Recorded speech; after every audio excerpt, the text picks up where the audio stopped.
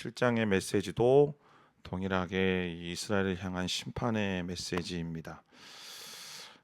그런데 이 에스겔의 심판의 메시지, 심판의 예언에는 특징이 있습니다. 어떤 특징이 있냐면 대부분의 예언서들에서 하나님의 심판에 대해서 예고할 때에 심판이 가까이 왔다, 그러니 회개하라는 것이죠. 그러니까 하나님의 심판이 가까이 왔으니 돌이키라, 제발 부탁이니까 돌이키라라는 것이 일반적인 예언서의 메시지들인데, 이 에스겔서의 이야기하고 있는 심판의 메시지는 조금 결이 다릅니다. 오히려 심판이 다가와 왔으니 돌이키라, 그러면 하나님이 너희를 살려주실 것이다라가 아니라 회개하기에 너희는 너무 늦었다, 심판이 이미 왔다라고 선포합니다. 그래서 어찌 보면은 이게 너무 심한 거 아닌가라고 생각할 수 있죠. 그런데 이미 노아의 홍수 때도 마찬가지 아닙니까? 노아의 홍수 시대 때에도 이 죄가 너무나도 극에 이르렀기 때문에 하나님께서 그들을 진멸하셔야만 하는, 심판하셔야만 하는 그런 시간이 왔고, 결국에는 노아의 가족을 제외한 나머지 모든 지상의 생명체들은 하나님께서 다 물로 심판하신 것 아니겠습니까? 때문에 오늘 이 예언서, 이제 특별히 에스겔서에 나와 있는 이스라엘을 향한 심판의 예언은 보통 이래 이 미래 불특정한 시간, 그러니까 언제인지 모르는 그 시간에 하나님의 심판이 올 거다라는 것이 이제 일반적인 예언서들, 예언자들의 메시지였다라면, 에스겔의 심판은 멸망이 진짜 임박했다, 그리고 실제로 멸망이 오고 있다라고 주장하는 것이죠. 그리고 실제로 그 멸망을 에스겔이 본 것 아니겠습니까? 그러니까 현재 지금 일어나고 있는 확실한 하나님의 심판을 보고 있는 것입니다. 더더군다나 내일까지 지속되는 이 에스겔서 7장 말씀은요, 처음부터 끝까지 소망의 메시지라고는 일도 없습니다. 어제 본문은, 어제 6장의 말씀은 남은 자를 남기시겠다라는 이야기는 있었어요. 하나님께서 남은 자를 남기셔서 어떻게 하시겠다라는 이야기는 있었는데, 이 에스겔서 7장의 말씀은요, 남은 자 이야기도 없습니다. 그러니까 어떤 구원에 대한 소망, 어떤 희망, 그런 가능성조차도 아무것도 언급이 안 되는, 그냥 침울하고 암울한 이 마지막을 지금 이스라엘 백성들에게 말하고 있는 것이죠. 자, 오늘 본문 1절부터 4절까지 내용이 그것입니다. 하나님이 이스라엘 땅에 마지막에 왔다라고 선포하시고, 이스라엘 백성들의 이 가증한 일, 오늘 그 3절 말씀에 보면 혐오스러운 일들이라고 되어 있는데, 혐오스러운 일들로 인하여서 더 이상 하나님께서 유다를 긍휼히 여기지 않으실 것이다라고 말하고 있습니다. 4절 말씀을 보면 내 눈이 너를 불쌍히 여기지 않고 내가 내게 인정을 베풀지 않을 것이다 라고 말하고 있죠. 그러니까 모든 혐오스러운 일들이 나타날 것이다, 심판하게 될 것이니 그러면 그때 내가 여호와임을 알게 될 것이다 라고 말하고 있습니다. 모든 혐오스러운 일들이 너희 가운데 나타난다. 보통 하나님의 심판이라는 것이 혐오스럽고 가증스러운 일들을 제거해 버리시고 없애버리는 것이 하나님의 심판 아닙니까? 그런데 여기서 이 유다가, 이스라엘 백성들이 어제 본문에도 보았던 것처럼 산당에서 지속되어지는 하나님이 아닌 우상을 숭배하고 우상을 예배하는 그 우상 숭배라는 가증한 일, 혐오스러운 일을 했기 때문에 하나님도 사람들이 바라보기에, 사람들이 생각하기에 정말로 끔찍하고 혐오스러운 방법으로 심판을 시행하실 거라는 거죠. 그것을 통하여서 무엇을 깨닫게 하시는가? 우리가 하나님께 범죄한 게 그게 그냥 일상적이고 일반적인 거라기보다는 하나님께서 정말로 싫어하시는 것이구나, 하나님께서 정말로 혐오스럽게 여기시는구나 라는 것을 깨닫도록 하시기 위해 하나님께서 이렇게 행하신다라고 말씀합니다. 자, 그러면 여기 보면 너희가 깨닫는다, 너희가 여호와임을 알게 된다. 그 너희가 누굴까요? 거기 이스라엘 안에 살고 있는 사람들이 아니고, 거긴 다 죽잖아요. 사람들이 다 죽으니까 지금 그걸 바라보고 있는 이 바벨론 포로지에 있는, 그발 강가에 있는 이 포로된 이스라엘 백성들이 지금 자기의 땅에서 이루어지고 있는, 벌어지고 있는 이 하나님의 심판을 바라보며 깨닫게 된다라는 거죠. 무엇을 깨닫게 됩니까? 우리가 진짜 잘못했구나, 우리가 무엇을 잘못했는지, 우리가 하나님께 범죄했구나, 그러면 앞으로 우리가 어떻게 살아가야 될 것인가, 어떤 마음으로 하나님께 나아가야 될 것인가, 어떤 식으로 하나님을 예배해야 될 것인가라는 것을 깨닫게 되어진다라는 거예요. 그래서 5절부터 9절까지의 말씀을 보면 이 하나님의 보응의 심판이 구체적으로 어떻게 실현될 것인지를 설명합니다. 자, 5절 보면 재앙이 나타났다라는 거죠. 근데 그 재앙의 모습이 어떤 모습인가? 두 개의 단어로 설명됩니다. 7절 말씀에 보면 파멸이라는 단어가 있고 혼란이라는 단어가 있죠. 우리말 성경은 너무 순화해서 번역했지만 개역 성경에 보면 혼돈이라고 되어 있습니다. 그러니까 질서가 무너진 그 혼돈의 날, 그리고 모든 것들이 다 파괴되어지고 멸절되어지는 이 파멸의 때가 가까이 왔다라는 것이죠.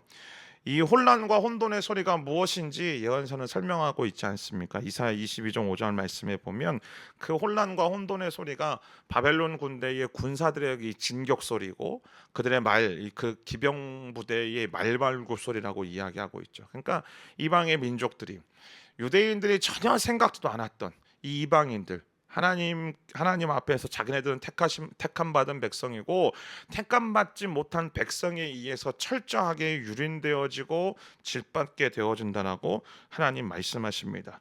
이러한 심판의 이유가 무언가? 오늘 본문에는 우상 숭배라고 이야기를 하고 있지만 이제 내일 본문을 보면 24절 말씀에 보면 그들이 하나님께 올바른 예배를 드리지 않고 하나님의 성소를 더럽혔다라는 거예요. 그래서 그 결과 어떻게 되냐면 하나님도 그들의 성소를 더럽힐 거라는 거죠. 그러니까 그들이 중요하게 여기고 있고 그들이 어떻게 보면 삶의 중심에서 이것만큼은 우리 안에 무너지면 안 되라고 여겼던 하나님과의 관계는 전혀 신경 쓰지도 않고 겉으로만 드러나는 어떤 예배 형식과 예배의 절차와 어떤 허례허식의 부분에 있어서 중요하게 여겼던 그 성전 내가 더럽힐 거야라고 말씀하시는 거죠.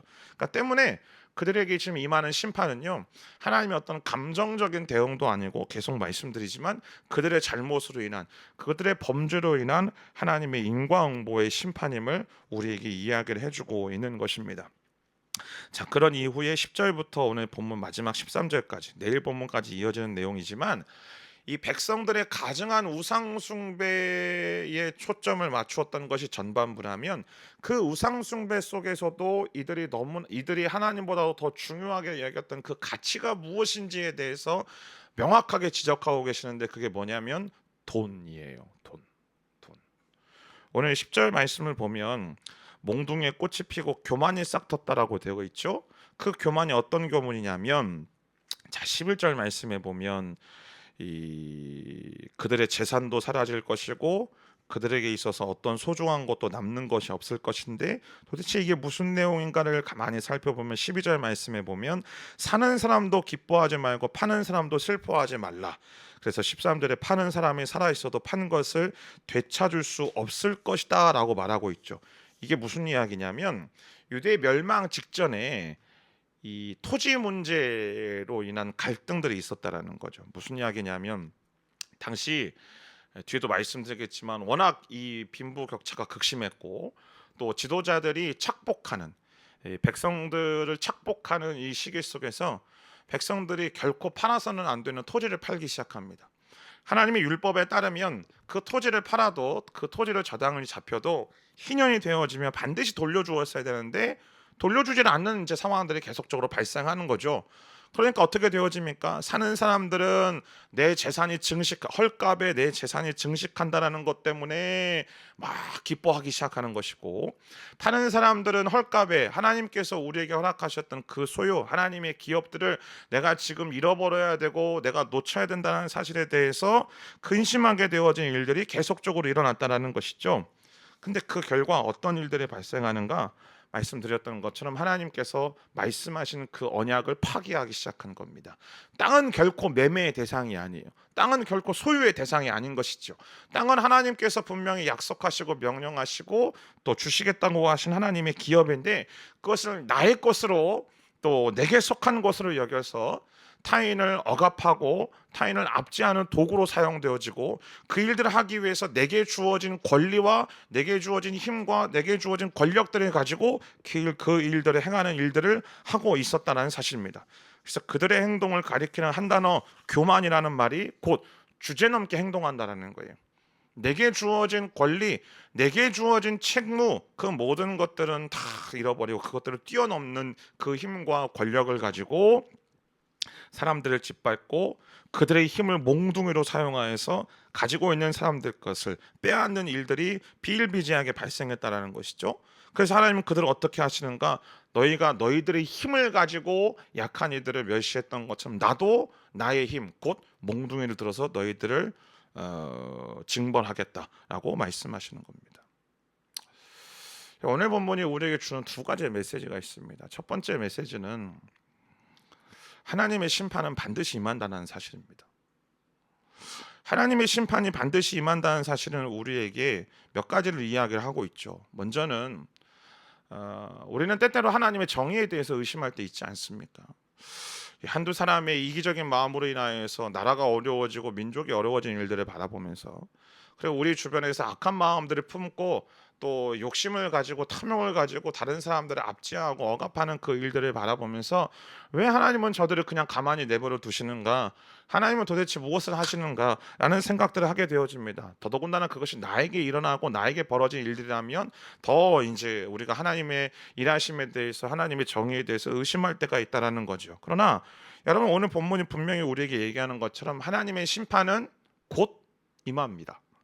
하나님의 심판이 곧 임한다라는 것은 모든 죄와 모든 죄 가운데 놓여져 있는 교만한 이들에 대한 심판이 반드시 있다라는 사실을 우리는 깨달아야 된다는 거죠. 그러니까 하나님의 정의가 반드시 행사될 날이 우리에게 놓여져 있다라는 사실입니다.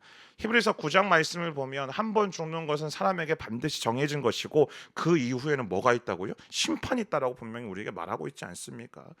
그것이 하나님의 약속이고요, 하나님의 행하실 일들이라는 거죠. 문제는 비록 지금 내가 살아가고 있는 이 현실 속에서 하나님의 정의가 이루어지지 않는 것처럼 보여도, 비록 지금 내가 숨쉬고 살아가고 있는 이 삶의 현장들 속에서 하나님의 이 심판이 이루어지지 않는 것처럼 보여도 하나님이 반드시 계산하시는 그날이 반드시 온다라는 거예요. 또한 하나님의 심판이 우리에게 반드시 임한다라는 것은 또 하나 우리에게 하나님의 긍휼하심과 하나님의 인자하심에 대해서 깨닫게 하죠. 늘 말씀드리지만 하나님이 인간이 범죄한 그 즉시 하나님이 공의를 바라시기로 결정했다라면 이 지구상에 누가 남아 있겠습니까? 그렇지 않습니까? 제일 먼저 제가 죽었을지도 모르죠. 그러나 하나님이 우리를 가만히 지금 내버려 두시는 것은 우리를 어쭈쭈쭈 우쭈쭈 해가면서 괜찮아 잘하고 있어 그게 아니고, 하나님이 이 심판을 계속적으로 이 세상에 유보시키는 단 한 가지 이유는 단 한 사람이라도 회개하고 하나님께 돌아오도록 하기 위해서 하나님이 기다리고 계신다는 사실을 우리는 분명히 알아야만 합니다. 사랑하는 여러분, 부모된 우리가 우리의 자녀들을 양육할 때요, 우리의 자녀들의 실수나 우리의 자녀들의 잘못한 부분 알면서도 때로는 기다릴 때가 있잖아요. 그 기다리는 이유가 눈 감아주는 겁니까? 내가 내 자녀 너무 사랑하기 때문에 야, 너 잘못한 거 괜찮아, 뭐 그럴 수도 있지, 어려서 뭐 그럴 수도 있고 뭐 모르니까 그럴 수도 있어, 다 눈 감아주는 겁니까? 아니요, 그렇지 않죠. 차곡차곡 계산하잖아요. 차곡차곡 쌓아놓고 언젠가 한꺼번에 빵 터뜨리기 위해서, 물론 감정적이 아니라 우리 자녀들의 이제 건강한 삶을 위해서 하는 것처럼 하나님이 기다리고 계시는 거예요. 그 기다림을 우리는 악용해서는 안 되는 것이죠. 그 기다림을 그냥 하나님이 우리에 대해서 그냥 막연하게 모든 것들을 다 이해하신다고 생각하면 결코 안 되는 것입니다. 어제도 말씀드렸던 것처럼 하나님의 심판 앞에, 이 하나님의 진노의 메시지, 이 심판의 메시지, 이 예언 앞에서 우리가 우리 자신을 향하여서 정직하게 질문해야만 합니다. 나는 과연 하나님께서 기뻐하시는 그 길 가운데 서 있는지, 하나님의 말씀에 순종하는 그 길에 서 있는지 내 자신을 점검해 봐야 되는 것이죠. 하나님이 나에게 인내하심에도 불구하고 여전히 내가 마음이 강팍하고 회개하지 않는다면 여러분, 하나님의 심판은 반드시 우리에게 임합니다. 오늘 이 말씀이 이방 민족들에게 주는 메시지가 아니에요. 하나님 나라 백성이라고 자부하였던 이스라엘 사람들에게 주시는 메시지인 거죠. 그 얘기는 곧 우리가 예수를 믿고, 물론 우리의 구원은 취소되지 않는다 하더라도 우리도 반드시 그 심판대 앞에 서게 된다는 사실을 우리는 분명히 기억해야만 합니다. 하나님이 우리의 모든 행위에 대해서 계수하고 계신다는 사실을, 우리 행동에 대해서 하나님께서 철저하게 지금 불꽃 같은 으로 지키시고 지금 보고 계신다는 사실을, 그러나 우리의 마음을 돌이켜서 하나님 앞에 회개하고 하나님께로 돌이키기로 결정하고 그렇게 살아가기로 결정한다면 하나님은 분명히 말씀에 약속하기를 기억조차 하지 않으시겠다고. 할렐루야. 동해에서 서해에서 먼 것 같이 다 집어 던져버리시겠다고 약속하시는 그 하나님의 은총의 메시지를 우리는 붙들고 살아가야 되는 것이죠. 때문에 저는 이렇게 믿습니다. 날마다 우리의 삶을 돌이켜 주의 말씀 앞에, 칼날 같은 주의 말씀 앞에 내가 서 있음을 통하여 내가 하나님 앞에서 회개하는 그 시간은 내게 있어서 고통스러운 시간 같고 내게 있어서 너무 힘겨운 시간 같지만, 그러나 하나님의 은혜와 하나님의 사랑을 경험하는 놀라운 하나님의 축제 현장임을 우리는 고백해야 되는 것이죠. 때문에 우리는 그 시간들을 날마다 우리 가운데 있어야 된다는 거예요. 그러면 구체적으로 우리는 우리의 삶 속에서 어떻게 살아가야 되는가? 오늘 이제 두 번째 이야기했던 이 토지 거래 관련해서 우리의 삶 속에서 어떤 가치를 가지고 살아가느냐, 그것을 좀 이야기를 하려고 하는데, 땅을 사고 팔고 하는 것이 뭐 오늘날은 일상적인 일이죠. 또 그것을 통하여서 우리의 어떤 부요함들을 또 채우려고 하는 것도 있고, 근데 땅을 팔고 사는 문제가 아니라 중요한 건 이로 인하여서 이 당시에 있었던 부의 양극화 현상이 오늘날에도 벌어지고 있다는 것이 문제라는 거예요. 실제로 2020년을 기준으로 세계 1%의 부자가 전 세계의 부의 절반 이상을 차지한다는 통계가 있습니다. 그리고 상위 5%로 축소시키잖아요. 그럼 상위 5%가 전 세계 부의 85%, 10%로 늘려버리면 95%까지 차지한다라고 이야기를 합니다. 근데 점점 더 심해지고 있다는 거예요. 점점 더 심해지고 있다는 거죠. 어제 그 미디어에서 그런 기사를 본 적이 있는데, 두 가지 기사를 본 적이 있는데, 하나는 뭐냐면 우리나라에 우리나라에 일하러 온 이주민 노동자를 일을 잘 못한다고 지게차에 묶어가지고 이리저리 왔다 갔다 했던 한 이 지게차 차주의 이야기. 또 하나의 이야기는 우리 여기 상해에도 있지만 한 제과제빵 대형 브랜드의 그 노사 현장에서 대통령이 그런 얘기를 하더라고요. 돈 때문에 사람을 희생시켜서는 안 된다고. 돈 때문에 돈을 조금이라도 더 벌기 위해서 사람을 희생하고 사람의 목숨을 희생해서는 결코 안 된다는 이야기. 여러분, 특수한 이야기가 아니고요, 일반적인 이야기라는 게 문제인 거예요. 그냥 기사로 보도되어지고 있어서 그냥 그런 일들이 벌어지고 있구나. 아니요, 그런 일들이 우리 주변에서도 비일비재하게 일어나고 있지 않습니까? 왜냐하면 그럴 수밖에 없습니다. 죄로 인하여서 그 죄에 물든 이 세상은 적자생존과 약육강심과 생존 경쟁 속에 살아가고 있습니다. 여러분, 우리가 우리 자녀들에게 암묵적으로 이야기하는 게 그것 아닙니까? 너희가 성적이 좋아야 된다는 것은 누군가를 짓밟고 올라가야 된다라고 이야기하고 있는 것과 똑같다라는 거죠. 여러분, 이 세상의 원리는요, 누군가 그 자리로 올라가기 위해서는 그 자리에 있던 사람은 내려와야 돼요. 내가 더 많은 것들을 움켜쥐기 위해서는 그것을 가지고 있는 사람들이 자기의 것들을 빼앗길 수밖에 없는 그런 어떤 구조 속에서 이 세상이 움직이고 있는 것이죠. 모든 사람들이 잘 먹고 잘 산다, 불가능한 이야기입니다. 제한된 현실과 제한된 상황과 제한된 환경 속에서 어떻게 모든 이들이 다 부유함을 누리겠습니까? 물론 분명히 그렇기 때문에 누군가는 더 많이 갖고 누군가는 덜 가질 수밖에 없는 것이 이 세상의 이 죄로 말미암아서 이 무너진 이 세상의 질서인 거고, 이 세상의 원리인 것이죠. 자, 그렇다면 그 가운데 우리는 하나님의 백성으로 살아가고 있는 저와 여러분들이 이 하나님께서 우리에게 맡겨주신 이 책임이 있고 권리가 있을 텐데, 그 책임과 권리를 무엇을 통하여서 무엇을 이루기 위해서 사용할 것인가?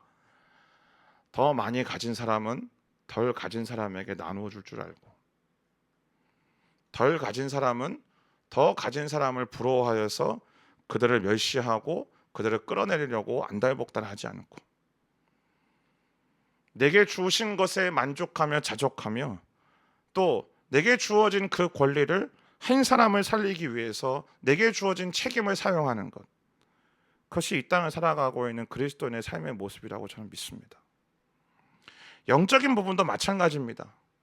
나의 영적인 부분이, 나의 어떤 영적인 삶과 영적인 능력이 누구보다 더 많이 있다라고, 더 충만하다라고, 더 많이 경험했다라고 여기면 그것을 가지고 다른 이들은 업수히 여기고, 그것을 가지고 다른 이들이 힘들게 하는 것을 사용하는 것이 아니고, 나보다 이제 신앙생활 막 시작하신 분들, 또 때로는 신앙생활 가운데에 또 지쳐있고 낙심하고 연약한 부분들을 끌어주고 세워지는 일들 속에 하나님이 나를 부르시고 세우셨다는 사실을 우리는 기억하고 그렇게 살아가야 되는 거예요. 그것이 이 마지막 때를 살아가고 있는 그리스도인의 이 사회적인 책무요, 영적인 책무라고 저는 믿습니다.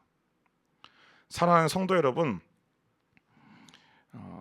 남들보다 더 안락하고 부요한 삶을 살기 위해서 더 애쓰고 노력하는 것, 저는 그럴 수 있다고 생각합니다. 그러나 우리는 분명히 기억해야만 합니다. 나의 열심과 나의 노력이 가지고 있는 누군가의 것을 빼앗는 일이 될 수도 있다는 사실을. 그래서 그들로 하여금 피눈물을 흘리게 하고, 그들로 하여금 안타깝게 여기고, 그들로 하여금 마음이 상하여서 무너질 수도 있게 한다는 사실을 우리는 분명히 기억해야만 합니다.